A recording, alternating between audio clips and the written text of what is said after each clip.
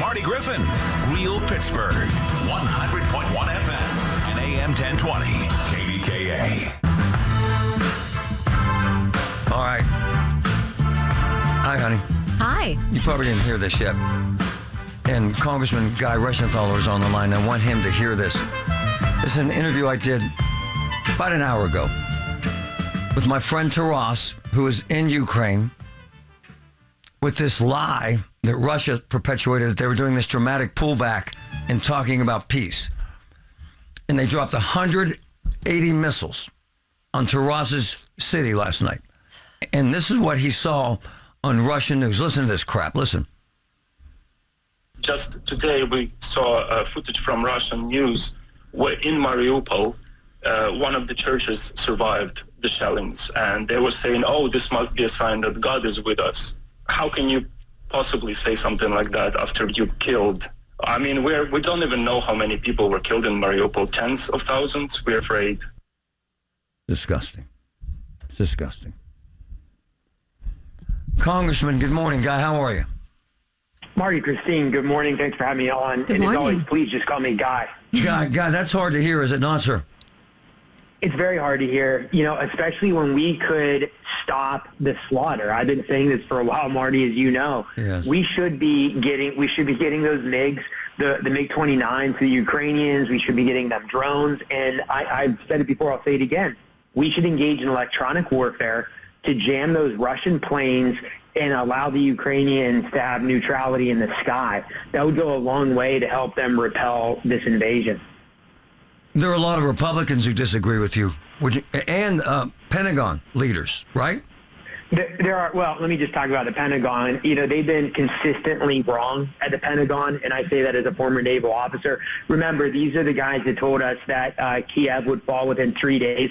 We're now in, I believe, week 5, and the Ukrainians are still fighting on. They're the ones that said that the military in Afghanistan would be able to stand out if we cut air support. Obviously, Kabul fell within a matter, literally hours. So these guys have been consistently wrong throughout this. And I know I'm in the minority in Congress who want a no-fly zone, but I would just say, how many more deaths do we need? You just in Mariupol, you're looking at maybe 5,000. Your guest just said 10,000. Let's just say it's 5,000. In the rest of Ukraine, you have nearly 3,000. That would be roughly 3 9/11s in a nation the size of Ukraine in terms of total loss. Yeah. This is a significant loss of life. You've got a refugee crisis. It's going to impact Western Europe and Eastern Europe. Yes. And speaking of that, I mean, the refugee crisis, what can we in the U.S. do? Because I know a lot of people want to help, they want to host, but how can we get some of these refugees here in the U.S.? And Guy, let me interrupt because I just had one of the best immigration lawyers in the country on. She said it's impossible. There's no visas. The consulates are closed. You have to sneak through the southern border to try and get in this country. That's absurd, Guy. It's a mess. I totally agree. And we had this issue. Remember, we had this issue with refugees from Afghanistan. There should be certain provisions, just like we did with Hong Kong, when Hong Kong was getting rolled over by the Chinese Communist Party, to have visas to fast-track these individuals that are in these vulnerable areas and would be refugees. So I'm all for that. My office is actually helping, trying to get some Ukrainians, especially orphans, back in the United States, particularly in Western Pennsylvania. So we're working, but you're right. We need to have special visas for the refugees in Ukraine. But we don't. There were less than 20 families allowed in America in the first 2 weeks of this thing. That's embarrassing. What the hell's going on? No, it is. What's going on? Marty, I totally agree. Marty, I totally agree. It is embarrassing. And I'll tell you what we're working on today in Congress. We're going to debate marijuana legalization. Now, look, you can have that debate. We can talk about it. It's a different discussion. Come on. But we should be working on this situation in Ukraine. We've got an energy crisis. Biden has said we may have food shortages.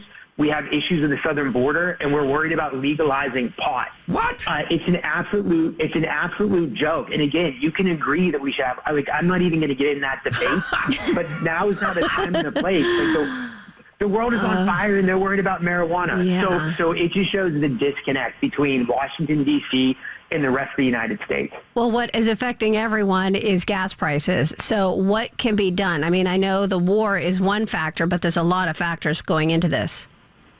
A lot of factors. We crushed our energy production a year ago when Biden came in. Remember, we were exporting energy during the last administration. That put us in a really good place. Not only did we have gasoline that was roughly $2 or $3, depending on where you were buying it in the United States, but we also had a lot of power abroad. Now, because we shut down the Keystone XL pipeline, also a myriad of pipelines throughout the United States, and we've stopped permitting and bringing online refineries and cracker plants, for example. We've really stunted our energy sector in the United States, and that has led to skyrocketing prices for energy. It's also led to the disaster you're seeing in Europe, where instead of the United States and particularly Pennsylvania providing Germany and Western Europe with liquefied natural gas, they're now dependent on Russian petroleum for that. And coincidentally, so is New England, because New York will not allow us to take a pipeline from Pittsburgh to Boston, which is causing really high energy prices in New England. But we should unleash the energy sector. We can be good stewards of the environment and take advantage of the energy resources we have. That'll be good for global security. It will also be good for our economy. Hey, Guy, isn't it fascinating? Because you said it, the world is on fire. In America, Congress is obsessing on potheads and marijuana, and America is obsessing on this ridiculous Chris Rock, Will Smith crap. Why does that happen, do you think? Why? I think, I don't want to get too philosophical on you, Marty, but we've become a frivolous and superficial society. We just have. I mean, go back and watch political speeches from the 1920s and 30s. There was just a different gravity toward all these situations, and we have gotten distracted with the nonsense that's coming, the behavior we're seeing from Hollywood, the fact that we're talking about a slap when you have millions of refugees in Europe, arguably 10,000 civilian casualties, and we're worried about Chris Rock getting slapped by Will Smith. We have just degraded as a society. Is there any legislation in Congress right now that anyone's pushing to raise this dramatic issue about these refugees that can't get here, sir? Any? No, I'm calling for it, Marty, but I cannot make Jerry Nadler, the chairman of the Judiciary Committee, run the bill. I can't even get him to have a meeting. We're in the minority. The other thing you're seeing that the committee process not even working because there's no will to move serious pieces of legislation.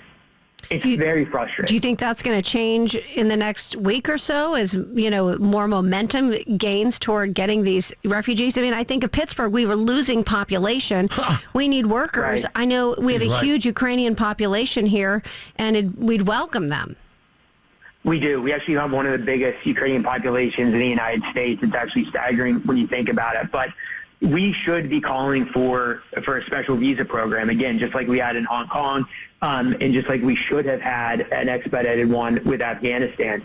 Whether or not Nancy Pelosi and Jerry Nadler will convene the Judiciary Committee and run that through, it's yet to be seen. But it's frustrating sitting in the minority party because in a lot of ways you're on the sidelines. I know, but to suggest and infer by that Democrats don't care about these kids is not fair, Guy. It just isn't. Well, I'm not inferring that, but I'm saying there's certainly no momentum to hold a Judiciary Committee meeting and move a piece of legislation to get visas.